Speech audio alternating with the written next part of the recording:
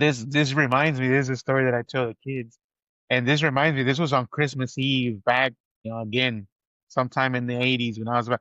Is the only time in my whole life, and first time and only time in my whole life that I've ever seen a dead body, and it was on Christmas Eve on our way to Toys R Us, and Whoa. it was raining. It was actually raining or sleeting or something. I just know that it was wet.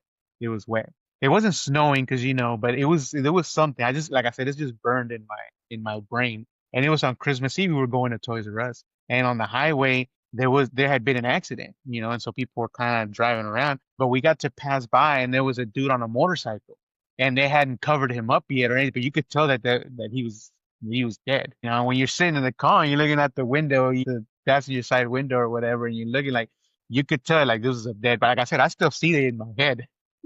Like Dang.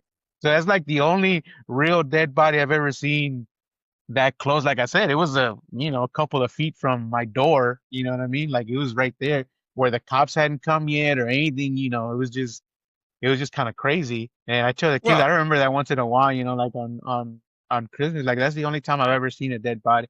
And I've never been to a funeral, so I've never seen a dead body or anything like that. Have never seen, you know what I'm saying? That's the only time I've ever seen an actual dead body was on Christmas